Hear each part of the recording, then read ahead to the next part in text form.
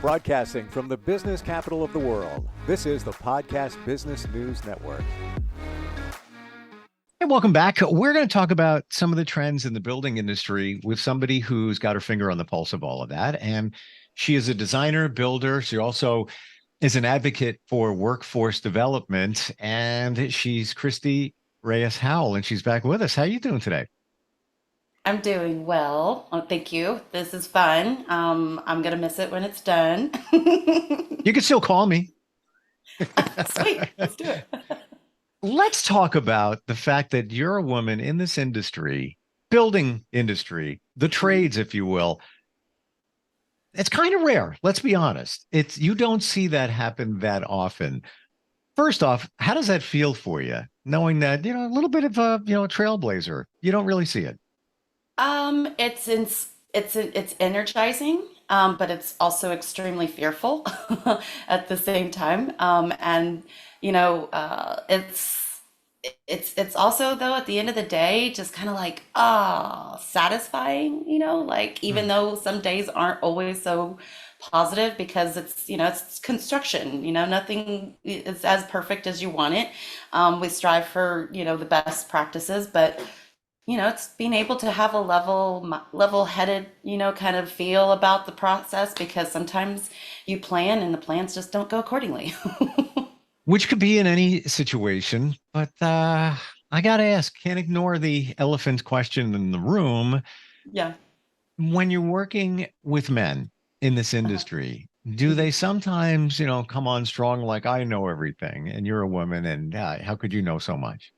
Yeah, I think that's just kind of just the energy, just because construction's always been very heavily oriented, weight oriented. You need to have, strong muscles to kind of move a lot of our product and work heavy equipment. But at the same time, you also have kind of good mindsets, mind mentality, use of just safety, got to be safety top of mind all the time. And so, yeah, no, I think they do. There is some of that, but it's honestly not as prevalent as it used to be. I think Mhm. over a decade ago, yeah, you probably saw it a lot more and, just was a bit harder to feel more comfortable in the space. But Sure. now it's actually really more inspiring to see more men support the women joining the trades. Because I think they're kind of seeing that value, that benefit we give to the industry altogether.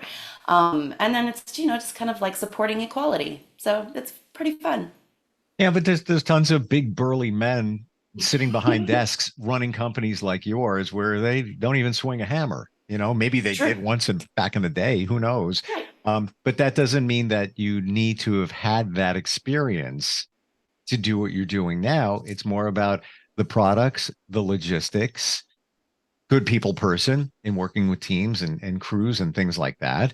Um, Yep. as a woman, how did you get into this? I know we briefly skimmed that a few podcasts back, but how did that start?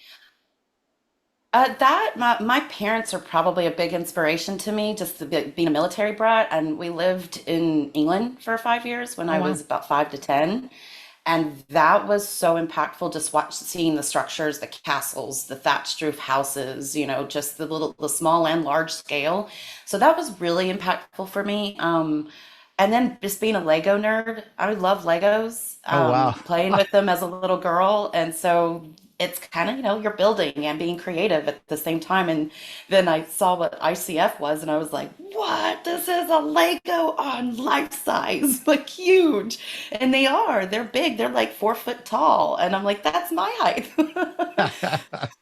I, So, I never thought of it that way, that stuff that you do as a kid leads to, I mean, I always wanted to do radio. I didn't have any money. I made my own equipment. I taught myself electronics so I could make a mixer. I would heist my twin sister's turntable because I needed two to mix. And she would be so angry. Is what it is. But yeah. eventually made a tape and got a job at 17 and then haven't stopped since. But that stuff when you were a kid, like the Legos, I never even thought of that. That was Yeah. maybe your inspiration in the beginning. yeah, I really didn't know ever it would take me to this realm, but I love it. It's kind of like a happy mistake or a little silver lining. I didn't know, that came out of some, just because I had a business before and it had to be dissolved because business part owners didn't agree anymore, and you had to dissolve and move on. And that was kind of a hard space to be in. And so then to turn around and had to rebuild myself after rebuild a company, rebuild my brand, rebuild just kind of my confidence too. Because when you hit a level of success and then you kind of feel like you're kind of brought down a bit level, because you don't have a partnership anymore. Sure. It's interesting. So I've had a lot of growth in so many different ways. And it's not just being a woman on the job site; it's being a woman in the business world on the job site. I at that speaker panel I was telling you about that was at on Tuesday. There was an insurance group in the space, and that's one of my probably weakest points of like I get it, but it's not so solid strong like I get ICF or like I get design. And so, it's like you have all the different people that support you to help you feel comfortable or confident in all the Sure. roles that you have to fit. You have to, I guess, learn all those other roles. Like, real estate to me, I'm Hmm. not excited about selling real estate, but I think I could show a house and sell it that way. I don't do sales, but I'm just saying I feel an affinity for it. The mortgage side, keep Hmm. that away from me as far as you can. There is nothing I find exciting. And I'm in a men's group, and half the men in there sell mortgages. Coincidence. Just the coincidence. Hmm. And they make a lot of money, but I'm like, that's boring. It's not Yeah, that's boring to that's me. not and that's not your probably working genius either. It's like I just recently read a book a friend of mine told me about, and I'm like, oh my Lord, it's such a cool and like just helps you really understand how you fit on a team, and then where your strengths and weaknesses are just based on what you like doing or based on what you're good at doing, but maybe is Hmm. exhausting, to Yep. some degree. Yeah, and so yeah, it's just like it's positive growth, which is Kaizen. Ouch! Like this, Sure. it's a tattoo that I have, and I'm just like it's constant. And so, if you, for me, I feel like being a woman in the industry, in the construction industry, I've had to positively grow every single time because there's little negatives that can bring you down, and sometimes too many in one day, and you're like done, shut down. Oh yeah. Oh yeah. Yeah. When it comes to the strengths that you said, and I don't know if this is connected to it, but I'm on the board of the Girl Scouts, and they suggested that we take a strength assessment evaluation. And I'm like, all Hmm. right, whatever. How to do it. So one night before I went to bed, I was online. It's like 30 minutes and like rapid fired questions. Hmm. It's like $49 to do it. And I didn't put a lot of stock in it. After it was done, I was like, whoa, look at this. And there's 34 strengths from top to bottom. And it was so spot on. But it also helps I you love it. identify maybe your weaker strengths and how to make some of your uh, yeah, maybe the bubbling under, if let's say under the top 10 strengths work for you. Hmm. For Hmm. me, communication came back number one. All right, no brainer, duh, that's what I do. Number two was a surprise for me, empathy. Oh, And really? Why is that a surprise? because I'm the guy that tells everybody that they're empathetic. And I never, basically, I was just pointing the finger at myself. But knowing that strength fortified my thoughts to put up boundaries because I'm always bending for everybody else. I'm always taking care of everybody else. I'm always caring, caring, caring.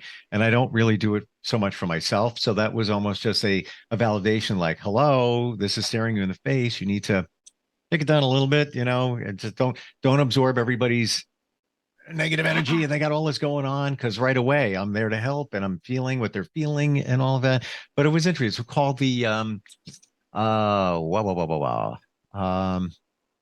Oh, it's going to come back to me. Clifford Strength Assessment. You Yes. Google it, you'll Yep. find it. It was Yep. it was good. You There's a mentioned disc Grotesque. There's so many good ones out there. I love Right. that. And I have heard of the Clifford Strengths one. So yeah. Yeah. But yeah, I What love was it? that you found out It was worth that 50 is. bucks. And Yeah. they continually send you emails and you get the book that goes with it, small book, and you can look deeper, do a deeper dive into each of the 34 strengths. You mentioned a partnership Hmm. that you were in, but then that kind of went away, correct? Hmm. Do you Hmm. feel that that was like going to school to get you ready for maybe what was coming or even realizing things in yourself at that time? That's actually a really good way to put it. I hadn't actually thought about it in a school-oriented learning mode sort of way. Yeah, I think very possible. It was just, preparing me for what my next career path or role would be, moving, forward. And, I started two nonprofits after that Wow. dissolution of that business. And then I branded my company at the same Wow. time. So it's kind of like, I think for me, when I've hit some lows, it's like if I just kind of, it's almost like someone put boosters under my feet or underneath me and just said, get out of here, go through the roof, just clear it. And then you're going to, at some point in time, be able to look down and then go, oh, okay, I'm out of that. Good, got through it, but it's, you just, if you don't have those boosters on every day, it's like someone's just putting more dirt, kind of on top of that. And you're just kind of Hmm. continue to try to dig out. But those boosters have to kind of lift you up. So then you're standing on the dirt that people are still putting down, and then gradually you'll get to the top and then it's not as deep anymore. Hmm. So I like yeah, that. Hmm. yeah. It's I was at the gym today and sometimes I put this song on and I put it on repeat. It's only 2 minutes long. I Won't Back Down by Tom Petty. And if you hear the lyrics, I won't back down. You can stand me up at the gates of hell, but I won't back down. I won't back down. And just just keep I replay it over and over again. And it just I find inspiration in that. You're all about building and of course architecture. And we're going to get to ICF in a moment Hmm. and circle back. We've talked about it before and what it really is and how it is kind of revolutionary for the building industry and safety in buildings as well. Hmm. What's your favorite type of architecture? You mentioned when you were in England and the thatch cottages and that kind of look. What does it for you? Honestly, I'm a huge, huge, huge fan of Frank Lloyd Wright. Just, oh my gosh, his architecture is stunning. And it's just got cantilevered energies where literally like the house just extends out and then it's just space, empty space underneath. He's got Falling Waters. He's got a Hmm. Bartlesville Tower here in Oklahoma. So it just is a huge inspiration for me.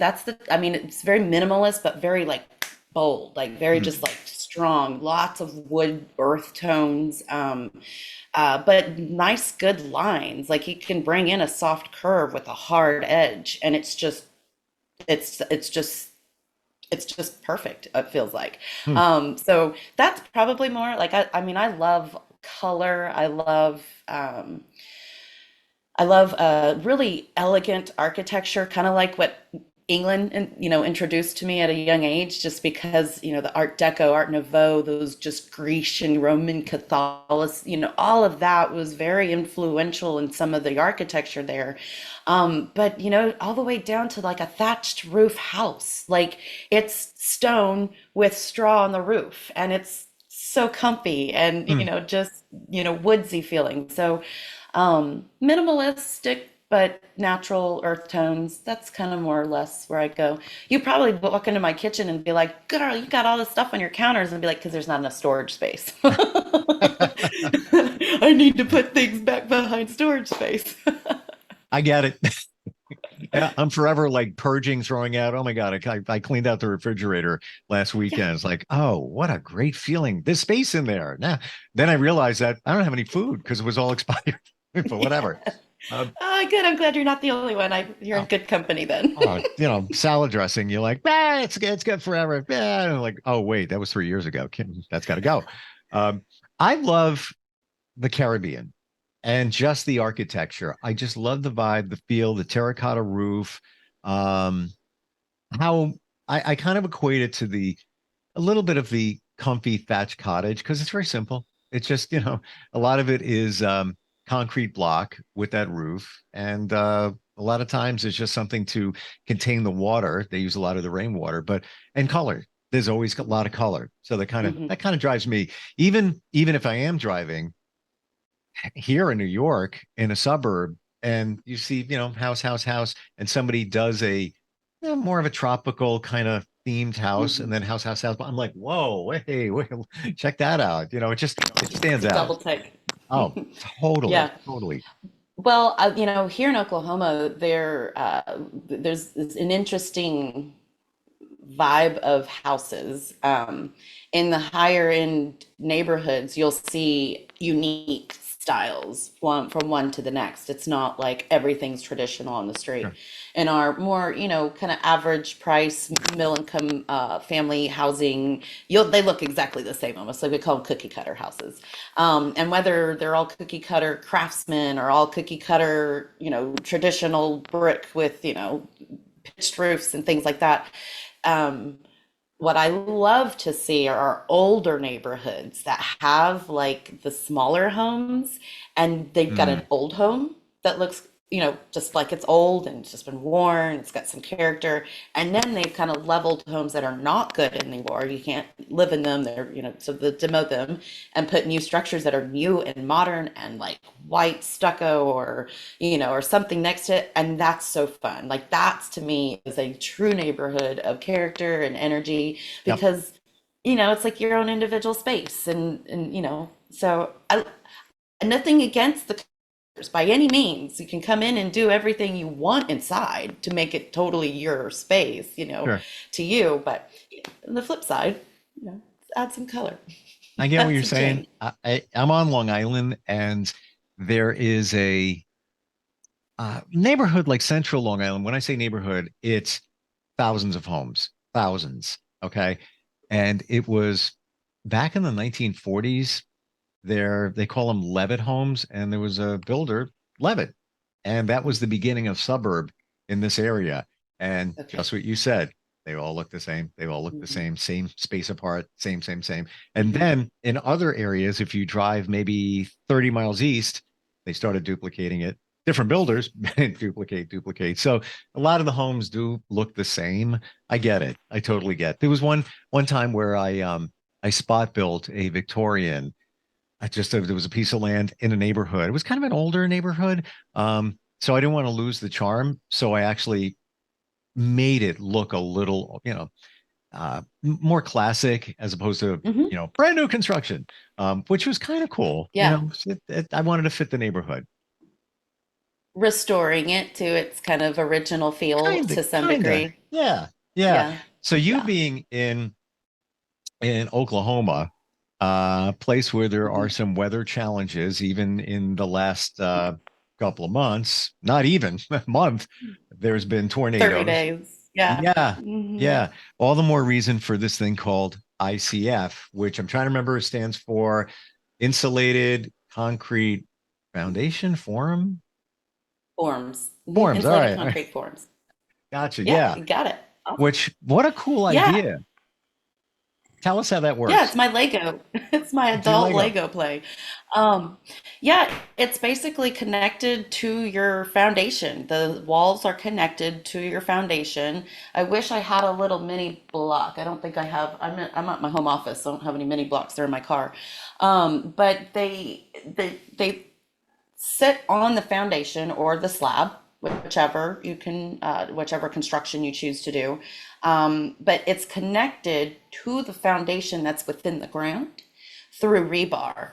And so your rebar is either wet set or you can drill epoxy set but they're extended at minimum 18 inches, depending on the depth of your footing. Um, does not touch the ground though. So it's like you've got your footing and then that rebar sticks in. And so you've got to have some concrete at the bottom underneath in that footing. But then that sticks up 3 feet up to 3 feet up into the wall, that rebar piece. So that's connecting your foundation to your exterior walls. And the ICF is only your exterior walls. You can do other interior walls, such as a closet space, and make that closet, your above ground storm shelter. We put just a decent cap, concrete cap. We can put electrical in there. We can put HVAC in there. We can put all the necessary things to make it proper like a closet would need to be. And you can even put shelving and everything else in there once it's finished out. But it's a storm shelter above ground. We put a FEMA door on it, so it's rated appropriately. And you have a very comfortable storm shelter above ground. But the really awesome thing about ICF, and I think insurances are providing more consumer education behind this a bit more, but you can get insurance discounts for building your home wow. to a specified structure or stability. And then as long as you have it's called a green appraisal, or an appraisal that the appraiser has been taught to understand what the product is and the builds are. And even if you do like a sustainability portion, the NGBS certify your house, they understand those point factors so that you can at least get what's worth what you've spent your money on, so it's a really valuable product. It does cost a little bit more because you're using concrete on the inside of the styrofoam. And so, like I said before, it's you've got anywhere from 4 to up to 18 inches of a block. That's the size. You have a 4-inch block, a 6-inch block, a 10-inch block. You have all these different size blocks, but what that size is basically telling you is how much depth or how much width your concrete is. So you would have 2.5 inches of polystyrene, however many inches of concrete and rebar, and then another 2.5 inches of polystyrene, which is that continuous insulation, which then gives you the efficiency value for the home. All the way up to an R17, R22 is what you can get at an insulated value on just a block wall. And you can only achieve on a wood stick frame wall up to R7, maybe R9 at times. Huge. And that's a pretty low number, and so it's trade-offs, and this is kind of what I like to speak towards. It's like, let's educate, let's talk about it till we're blue in the face so that people understand, hey, yes, it might cost you a little bit more, but if you could build a 2,000 square foot house and your electric bill didn't exceed $120 in the hottest time of the year, when other people who are building a 2,000 square foot house and their electric bills are 300 to 350, to 250 even, when you can keep your electric bill at 120, and lower, it becomes a sustainable product because you can control your utilities, not necessarily, well, yeah, you can actually control you can understand that a little bit more, but then you also have a structure that Mother Nature can't take out, or also, you also have a structure that can withstand.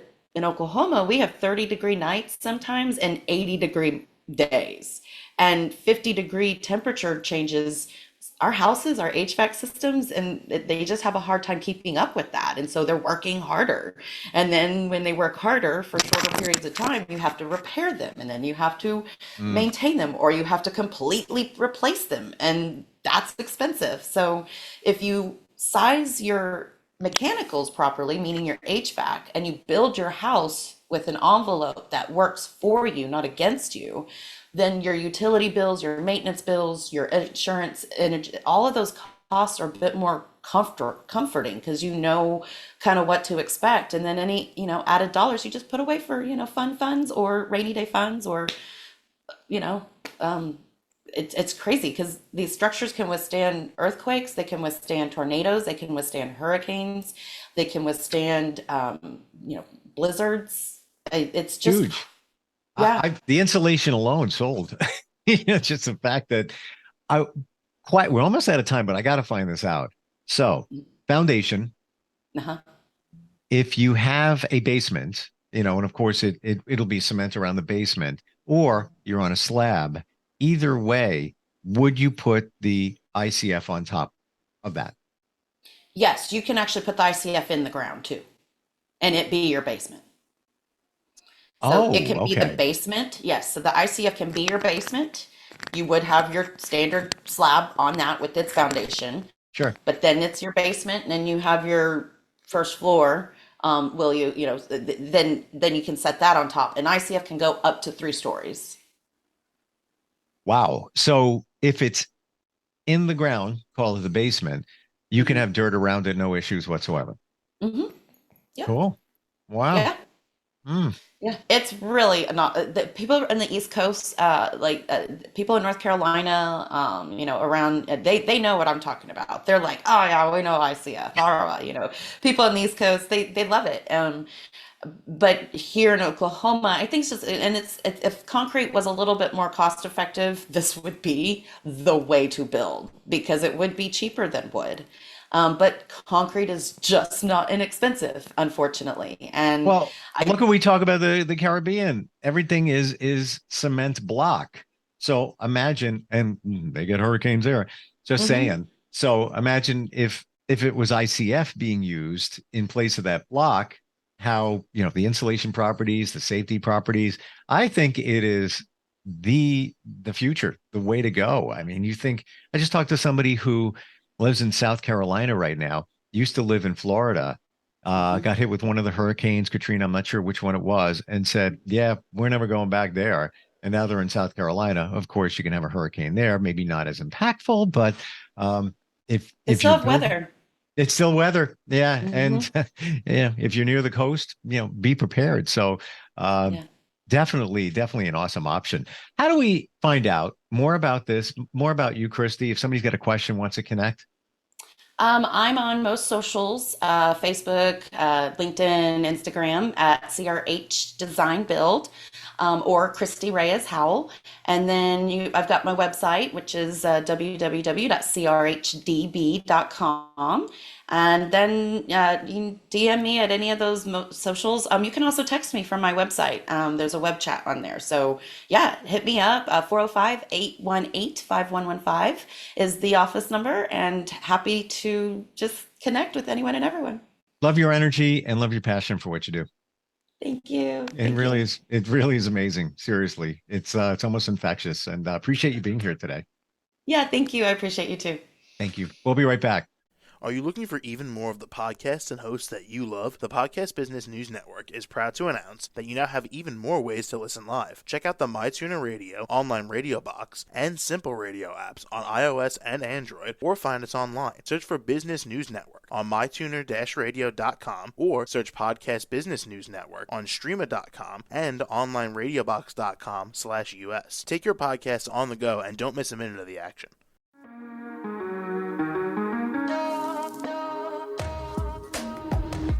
Broadcasting from the business capital of the world, this is the Podcast Business News Network. For nearly 2,000 severely injured veterans, everyday life has become filled with barriers. Day-to-day simple tasks can become pretty daunting. I have to carry my chair up 2 flights of steps or have somebody do it for me. What scares me the most is just the falling. When I'm struggling with my house, I think, to have that one great barrier just knocked down, it's crucial. Home for Our Troops is a wonderful nonprofit that builds a mortgage-free, fully adaptive, handicap-accessible house. And there's no catch. It'll be our very first home that we've ever owned. This is a game changer. This is where your life begins again. We need you to join us in completing this important mission. Please visit hfotusa.org and help build homes and rebuild lives. Because of you, everything's going to be okay.